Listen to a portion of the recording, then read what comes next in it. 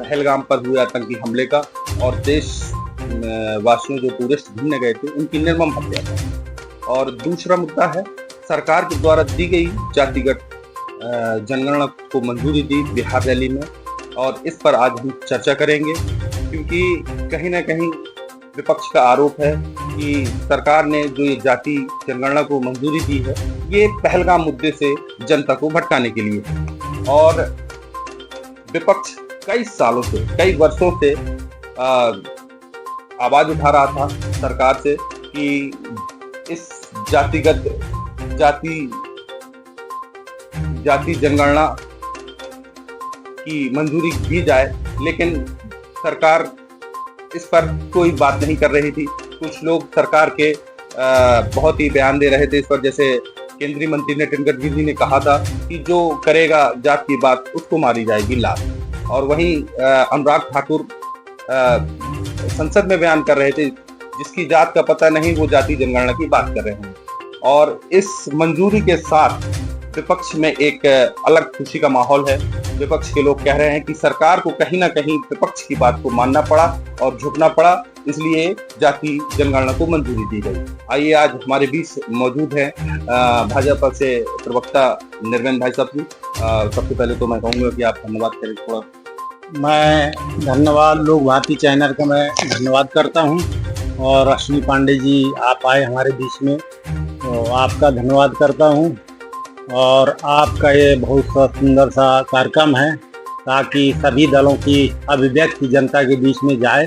आप इस तरह का प्रयास करें तो आपका बहुत बहुत आभार व्यक्त करता हूं। धन्यवाद। और वहीं हमारे दूसरी साइड डॉक्टर अभिनंदन सिंह भदौरिया जी हैं जो कांग्रेस से है, प्रवक्ता है आज, और पहलवान सिंह यादव जी हैं समाजवादी पार्टी से प्रवक्ता के रूप पर आए हैं। तो सबसे पहले मैं डॉक्टर अभिनंदन जी से पूछूंगा कि इस पहलगाम में जो आतंकी हमला हुआ है इस पर आप सरकार से क्या सवाल करते हैं?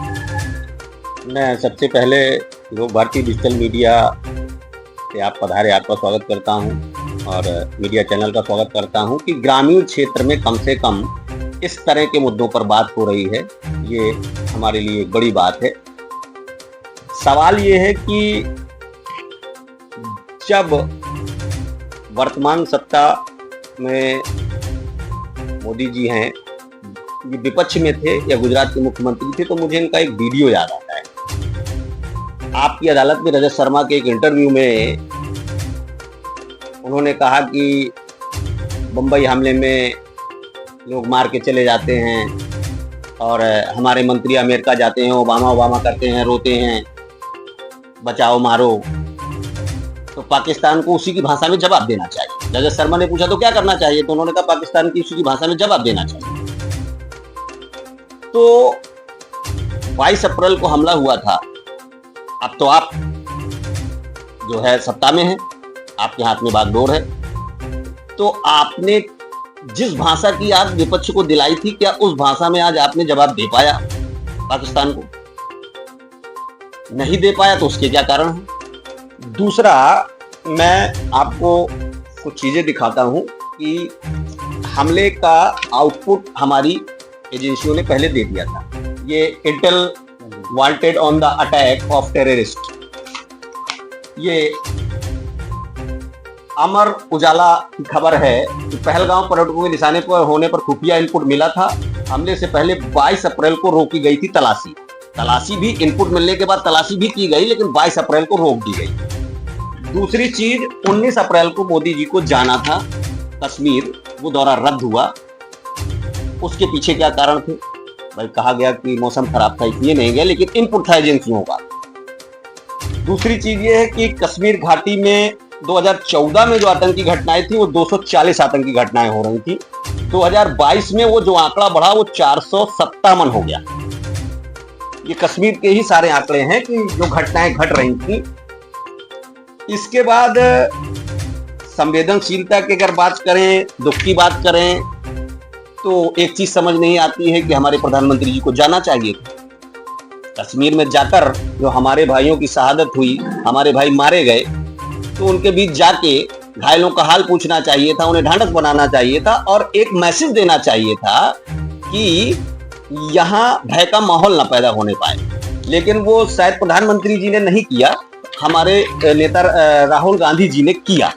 लेकिन उसको किस तरह प्रस्तुत किया गया, मैं वो आपको वो भी दिखाना चाहता हूं। जब हमारे नेता राहुल गांधी टूरिस्ट ऑपरेटरों से मिलने कश्मीर गए तो उनका ये पोस्टर जारी किया गया IT सेल भाजपा के द्वारा। ये पोस्टर जारी किया गया और इसके नीचे ये आप देख सकते हैं लिखा है लश्कर गांधी, लश्कर गांधी।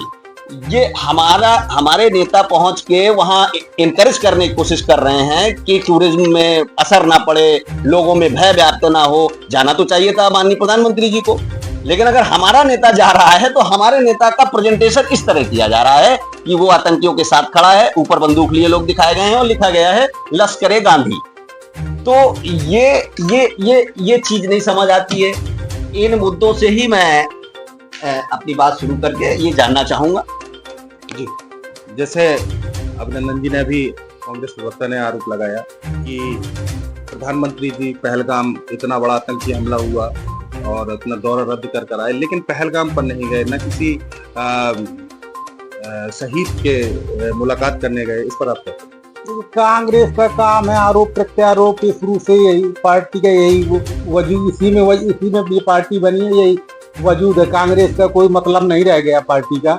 कांग्रेस ने ही आतंकवाद, कांग्रेस ने ही देश को तोड़ा, कांग्रेस ने ही कश्मीर समस्या पैदा की।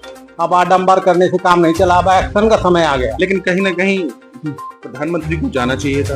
आप क्या कहते हैं? प्रधानमंत्री फुल फ्रेश तरीके से तैयार है, इस तरह से जवाब दिया जाएगा, इस तरह से पूरी चाक चौबंद व्यवस्था की जा रही है। अब दीपक के बुझने का समय आ गया, इसलिए उसकी लौ तेज हो रही है। तो अब उसको आतंकवाद को इतनी बुरी तरह से कुचला जाएगा कि ना तो आतंकवाद का नाम रह जाएगा, ना आतंकवादी रह जाएंगे। और दूसरी बात जो डॉक्टर साहब ने कही कि जो पहले घटना घटी पुलवामा में घटना घटी, उधर प्रधानमंत्री जी और कोई एक्शन नहीं, तो एक्शन लिया गया, सेना ने सर्जिकल स्ट्राइक किया और कांग्रेस सबूत मांगने लगी।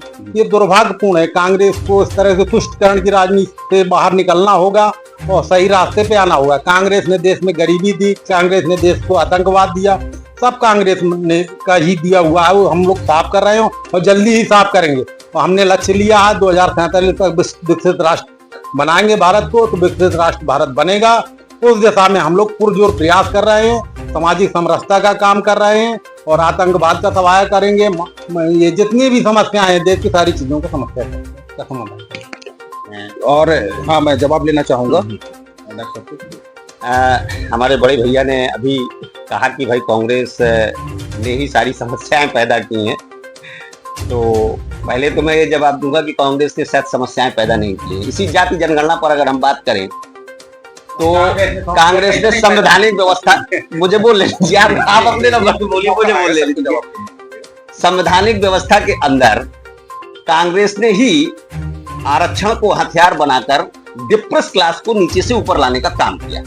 इस बात को आप माने या ना माने, डिप्रेस क्लास अगर आज हमारी आर्थिक सामाजिक स्तर पर बराबरी कर पा रहा है तो उसके पीछे मैं कांग्रेस का बहुत बड़ा रोल मानता हूं। संवैधानिक व्यवस्था में उन्होंने उनको हिस्सेदारी दी। चलिए ठीक है, ठीक। आप एक और चीज इन्होंने अभी आरोप लगाया कि पहलगाम हमले के बाद सर्जिकल स्ट्राइक हुई और फिर कांग्रेस उनसे सबूत मांगने लगी, पुलवामा हमले के बाद। तो मेरा पहले तो ये मेरा व्यक्तिगत मानना है कि ऐसे संवेदनशील मुद्दों पर राजनीति नहीं होनी चाहिए। लेकिन ऐसे संवेदनशील मुद्दों पर राजनीतिक शुरुआत किसने की? जब आपने सेना के पोस्टरों को, सेना के शौर्य को आपने खुद लेना चाहा और सैनिकों को वो श्रेय न देके मोदी जी के पोस्टर लगाने शुरू किए, तब शायद विपक्ष ने उस पर काउंटर किया। हमने पोस्टर जारी नहीं किए। और आज भी वही मैं कह रहा हूं कि ये पोस्टर में बार बार दिखा रहा हूं कि जब हमारे नेता टूर ऑपरेटर से मिलने गए कि टूरिज्म न घटने पाए, तो उनको लश्कर तैयबा आप बता रहे हैं। आप पोस्टर पहले जारी करते हैं, जब काउंटर में हम करते हैं तो आप कहते हो कि हमारे बड़ा प्रोपेगेंडा किया जा रहा है। आपने तो बहुत गलत बात कही। कांग्रेस ने भी एक पोस्टर जारी किया है। हाँ, मैं उसी पोस्टर की गायब का एक आदमी को कपड़े पहनाकर, ना सर है ना उसका, और उस पर बीजेपी ने लिखा है कि ये पाकिस्तान की जो नीति है सर तन से जुड़ा, उससे प्रेरित है। ये निहायत गलत बात है। मैं फिर तीसरी बार ये पोस्टर दिखाता हूँ कि उकसावा किसने किया। पोस्टर सबसे पहले किसने जारी किया? बीजेपी आईटी सेल ने। ये मेरे पास तथ्य हैं, ये मैं आपको दिखा रहा हूँ। ये खड़े हुए राहुल गांधी हमारे नेता, ये टूर ऑपरेटरों से मिलने गए कश्मीर, उनको बूस्टअप करने गए। ऊपर क्या दिखाया गया कि बहुत सारे आतंकी हैं, और लिखा क्या गया, लश्कर गांधी। तो आप हमारे राष्ट्रीय अध्यक्ष के बारे में लश्कर गांधी लिख देंगे, कुछ भी कर देंगे। आपने तो लश्कर गांधी लिख दिया, तो गांधी से तो इंडिकेशन भी हो रहा है। हमने तो उस पोस्टर में कहीं कुछ नहीं लिखा हुआ है, हमने तो केवल एक पिक्चर से इंस्पायर होके उसको गायब भर दिखाया हुआ है कि गायब। अब आप अपने आप उनको मोदी जी कह दे, तो इसमें तो मुझे नहीं लगता है हमारी कांग्रेस पार्टी की कोई गलती है, ये पार्टी ने कोई गलती की है। प्रधानमंत्री जी ने बिहार रैली में जाति जनगणना को लेकर मंजूरी दी है, इस पर आप क्या बोलते हैं? मुझे लगता है चुनावी स्टंट तो नहीं हो सकता। बिल्कुल बिल्कुल बिल्कुल बिल्कुल मुझे लगता है। क्यों लगता है, इसके भी अपने जायज कारण हैं। जैसा कि बीजेपी की पूरी लाइन राष्ट्रीय स्तर से, प्रवक्ताओं से और कैबिनेट के मिनिस्टरों से लेकर एक लाइन थी कि हम जाति जनगणना तो बिल्कुल कराएंगे ही नहीं, जो करेगा जात की बात उसको मारेंगे लात। गडकरी जी का, अनुराग ठाकुर जी का, जिसके भी आप बयान देखेंगे, जैसे योगी जी का अगर उत्तर प्रदेश के मुख्यमंत्री जी का बयान देखेंगे तो वो कहते हैं बटोगे कटोगे। तो हम तो किसी तरह जाति जनगणना की बात ना मानेंगे ना करेंगे। लेकिन विपक्ष, जैसा मैं पहले कह रहा हूं कि कांग्रेस ने डिप्रेस क्लास के लिए पहले भी काम किया था, कांग्रेस आज भी डिप्रेस क्लास के काम करने के लिए कि एक बार जनगणना होनी चाहिए, सामाजिक आर्थिक स्तर पर ओबीसी, एससी और एसटी को उनके वाजिब हक मिलने चाहिए। तो इसलिए विपक्ष और हमारे राष्ट्रीय अध्यक्ष जी, पूरा विपक्ष इस पर एकजुट होकर काम कर रहा था। तो उसको, अब इसमें दो चीजें हैं, जब आप नहीं करना चाह रहे थे, पूरी आप शिद्दत से उन चीजों को नहीं मान रहे थे, तो समय, किसी भी घटना का समय बहुत महत्वपूर्ण होता है। आपने डिसीजन कब लिया? एक तो पहलगाम की घटना होने के बाद, दूसरा बिहार के चुनाव के समय। ये दोनों ऐसे समय हैं कि एक से आपका मुद्दे से ध्यान भटक गया, मामला दूसरी जगह डाइवर्ट हो गया, और दूसरा उसका राजनीतिक लाभ लेने के लिए आपने काम किया। मैं उसकी भी एक चीज दिखाता हूं कि हमारे प्रधानमंत्री जी कश्मीर नहीं गए, लेकिन बिहार में रैली करने हमारे प्रधानमंत्री जी गए, और बिहार में रैली करते वक्त उन्होंने ये नीतीश कुमार जी हंस रहे हैं, ये मोदी जी हंस रहे हैं। इतने हमारे 28 भाइयों की शहादत हुई थी, संवेदनशीलता के मुद्दे पर आप जो है उसके 2 दिन बाद ही वहां पहुंच के रैली कर रहे हैं। तो ये थोड़ा सा मुझे तो नहीं लगता है कि ये संवेदनशीलता के स्तर पे आता है। तो सर, जैसे कि आरोप लगाया कि जाति जनगणना केवल एक मुद्दे को भटकाना है पहलगाम में, और कहीं ना कहीं चुनावी स्टंट है, और ये पोस्टर दिखाते हुए बोला है कि ये इसमें संवेदनशीलता मोदी जी के अंदर कहीं नहीं दिख रही। इस पर देखिए, कांग्रेस के पास कुछ बचा नहीं है। वो स्टार पोस्टर ढूंढ ढाड़ के अपना इस तरह से जो तो ला के दिखाना, इस तरह का कोई तथ्यात्मक नहीं है। कांग्रेस का काम राज देश पीछे जाए और देश अशिक्षित रहे और देश में समरसता न रहे। कांग्रेस की जब सरकारें रही, सामाजिक समरसता नहीं रही। जब से भारतीय जनता पार्टी की देश में सरकार आई, सामाजिक समरसता हुई और जातिगत जनगणना के बारे में सोचा गया कि भाई अन्य वर्ग को कांग्रेस दबा के रखी रही है। अब इसको जो तो कहीं ना कहीं विपक्ष जाति जनगणना को मंजूरी मिलने से अपनी एक बड़ी जीत मान रही है। तो उसका कहना है, विपक्ष का कहना है, विपक्ष का क्या रोल है? विपक्ष का कोई रोल है नहीं। कांग्रेस की सरकार कराने लेती, कांग्रेस सरकार कभी कराया नहीं। उसमें सोचा ये तो मुद्दे बनाती है कि कोई काम करना है, वो तो मोदी जी सक्षम है, हर चीज करने में योग्यता रखते हैं, तो वो चीजें कर रहे हैं। क्या कांग्रेस ने 70 साल से राज किया, कांग्रेस ने कभी भी करा लेती? नहीं करा सकते ये लोग। इनकी ना क्षमता है ना हैसियत है, कुछ नहीं है। ये केवल बात ढोल पीटते हैं, ढोल के अलावा कुछ नहीं। संसद भवन के अंदर पोल भी है। संसद में कई बार विपक्ष ने इस मुद्दे को उठाया कि जाति जनगणना कराई जाए, लेकिन सत्ता के कुछ नेताओं ने इस पर बयानबाजी, जैसे अपने मुख्यमंत्री योगी जी ने कई बार कहा कि बटेंगे तो कटेंगे, एक रहेंगे तो सेफ रहेंगे। इस पर आप वो इसलिए कहा गया कि चुनाव के समय पे जातवाद पे ले जाते हैं। सपा, बसपा, कांग्रेस ये जात की राजनीति करना शुरू कर देते हैं। हम लोग सामाजिक समरसता की राजनीति करते हैं, तो हमने सामाजिक समरसता के आधार पे बोला कि भाई बटना नहीं, एकजुट रहे। हम लोग अखंड भारत की बात करते हैं, हम लोग वसुधैव कुटुंबकम की बात करते हैं, हम पूरे विश्व के कल्याण की बात करते हैं। ये तोड़ने की बात करते हैं। ये चीज है तो हम उसको कंडेम करते हैं कि बटन ना नहीं, पूरा देश एकजुट रहे, एक साथ चले, सबका साथ, सबका विकास, सबका विश्वास, ये नारा इसी को लेकर हम लोग चलेंगे, इसी को लेकर बढ़ेंगे, इसी को लेकर के आगे विकास करेंगे, इसी को लेकर के। आपको क्या लगता है कि जो ये जातिगत जनगणना की मंजूरी दी गई है, इसको कहीं ना कहीं किस विपक्ष को लाभ मिलने वाला है या सत्ताधारी को? नहीं, सामाजिक न्याय होगा। विपक्ष को क्या लाभ मिलना, विपक्ष को तो जाने, जनता जाने चुकी है, देशवासी जाने चुके, इसलिए उनका तो वॉकआउट है। क्योंकि हमारे साथ समाजवादी पार्टी से भी पहलवान सिंह यादव जी बैठे हैं और पीडीए की एक बहुत बड़ी मांग थी। देखिए, ये तो हल्ला बोल पार्टी है, इसका तो कोई मतलब है नहीं। हल्ला मचाते हैं, इनका ना तो पीडीए है, ना सीडीए है, ना डीडीए है, कोई मतलब। संविधान की बात करते हैं, संविधान की हत्या यही करते हैं। पीडीए संविधान में कहीं है कुछ? किसी जात को छोड़ करके आप देश में राजनीति कर सकते हैं? ये गलत स्टैंड है। मैं अब पहलवान सिंह यादव जी के पास आना चाहूंगा। सर, आप पहलगाम में हुए आतंकी हमले और जाति जनगणना के लिए क्या सरकार से क्या राय? धन्यवाद आपको। जाति आधारित जनगणना की मांग हमारी पार्टी के संस्थापक स्वर्गीय श्री मुलायम सिंह यादव जी का सपना था कि जाति जनगणना हो ताकि सबको बराबर हिस्सेदारी मिले, और समय समय पर उन्होंने सदन में अपनी मांग उठाई, और जब उन्होंने जाति जनगणना की बात की तब सरकार ने हमेशा टालमटोल किया एवं अभद्रतापूर्ण बातें उनके मंत्रियों ने जनप्रतिनिधियों को कही, जो कि जनप्रतिनिधि ही नहीं, वो पूरे देश की जनता के लिए उन्होंने अशोभनीय बातें कही। पीडीए के दबाव में आकर के इन्होंने जाति जनगणना लेकर के आई, जबकि हमारे पहलगाम में हमारे एक जवान को बंधक बना लिया गया और हमारे निर्दोष पर्यटक मारे गए, तो सरकार उनके लिए दुख व्यक्त नहीं कर रही है। अभी तक हमारे प्रधानमंत्री जी उस घटना स्थल पर भी नहीं गए, ना वो भुक्तभोगियों के परिवारों से मिले। हमारा एक जवान आज भी पाकिस्तानी सेना के कस्टडी में है और उस जवान की विधवा रो रही है। हमारे प्रधानमंत्री जी को क्यों नहीं भाई, हमारे जवान बंधक जवान की पत्नी आज रो रही है, उसके आंसुओं को कोई पहुंचने वाला नहीं।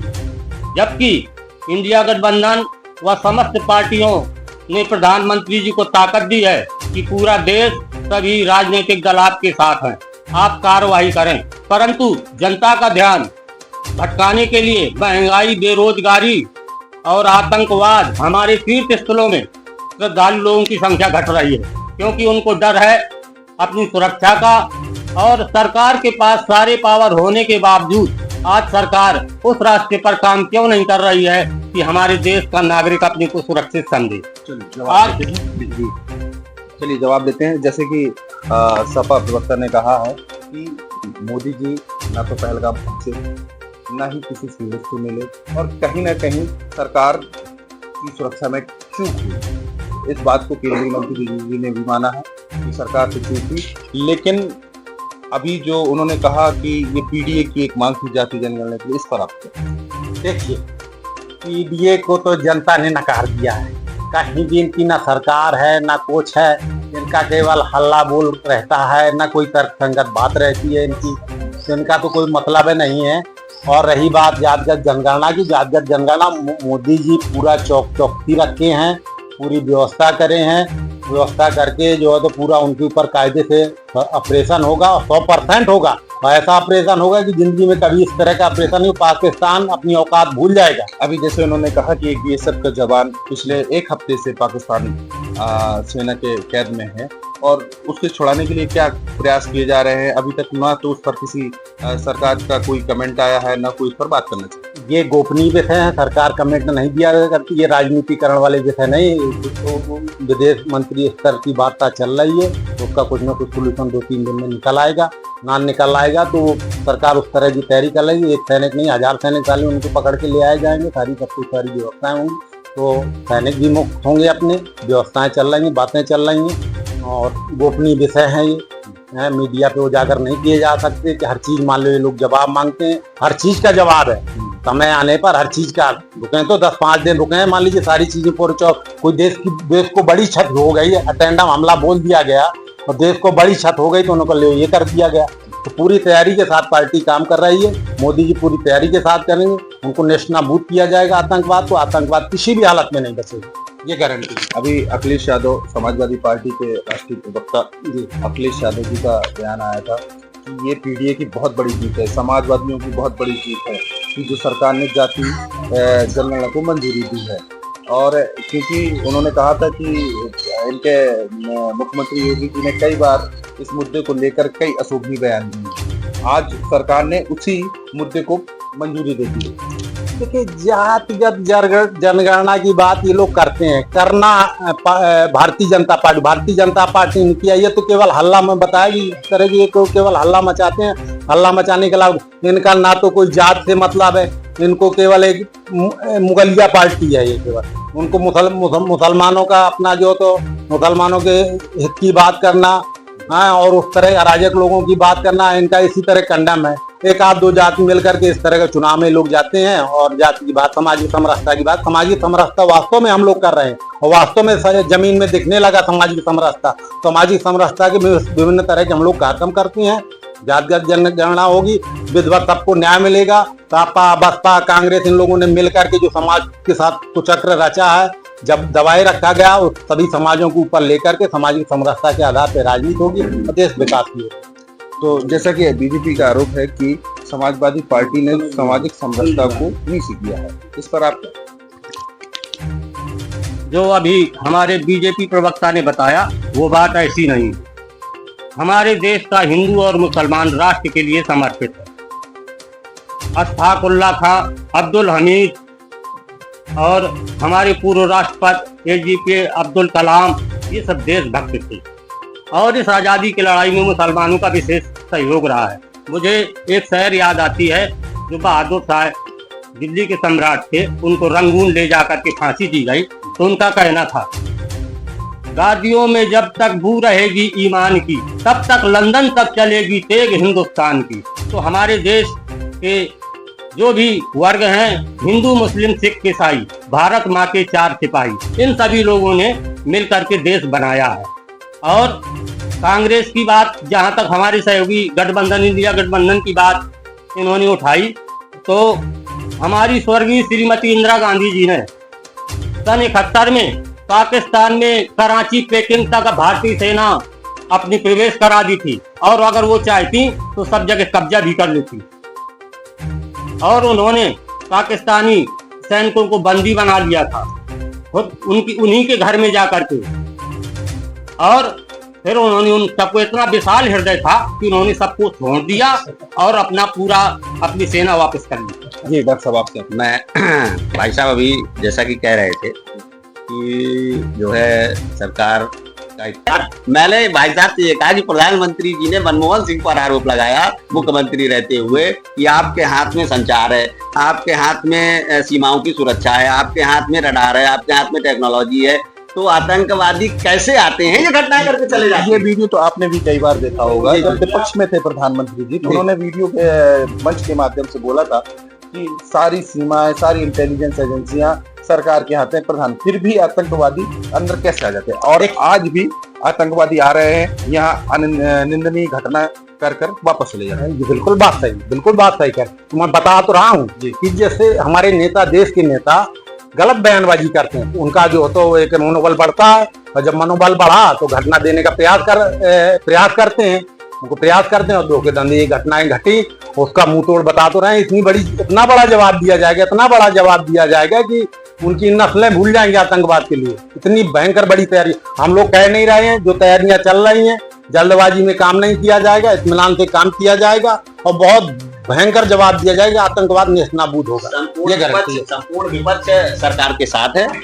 और चूंकि जो है जिसको बीजेपी, असदुद्दीन ओवैसी जैसे लोगों ने जब ये कहा है, और पूरे देश के लोग आपके साथ हैं, सरकार के साथ हैं, और हम भी यही कामना करते हैं कि जल्दी से जल्दी हमारे इस बिगड़ैल पड़ोसी को सुधारा जाए, और ताकि भविष्य में, चूंकि आप लोग हम पर आरोप लगाते थे कमजोर हैं, तो हम तो कमजोर आज सत्ता से बाहर हैं। हम तो ये मानते हैं आज शक्तिशाली, सक्षम और ईट का जवाब पत्थर से देने वाली सरकार गद्दी में बैठी है। और हम भी यही कामना करते हैं कि शायद इस हफ्ते के अंदर हमें कुछ ऐसी अच्छी खबर सुनने को मिले कि पाकिस्तान नहीं, पूरे विश्व में हिंदुस्तान की तरफ, भारत की तरफ कोई आंख उठाने वाला अब एक बार नहीं 100 बार सोचे, और पूरा विपक्ष आपके साथ है।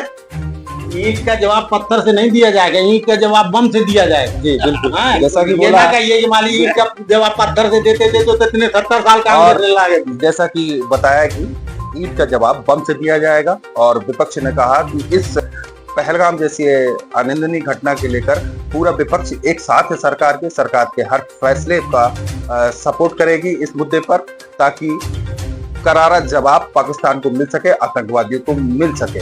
तो आज हमारे बीच सभी लोग मौजूद थे। मैं सभी का चैनल की ओर से धन्यवाद करना चाहता हूं। मैं अश्विनी पांडे, लोक भारती डिजिटल से कैमरामैन सक्षम के साथ। मैं उनका सबका आभार व्यक्त करता हूं और एक बात कहता हूं, भरा नहीं जो भाव से बहती उसमें रसधार नहीं, हृदय नहीं है पत्थर है जिसको स्वदेश से प्यार नहीं। तो भारत माता की जयकारा बोलिए, भारत माता के साथ चलिए। धन्यवाद। बोलते हैं हम हमेशा भारत माता की जय होगी। तो सभी लोग भारत माता की जय बोलेंगे एक बार। भारत माता की जय। जय जय हिंद। मैं उनका सबका आभार व्यक्त करता हूं और एक बात कहता हूं, भरा नहीं जो भाव से बहती उसमें रसधार नहीं, हृदय नहीं है पत्थर है जिसको स्वदेश से प्यार नहीं।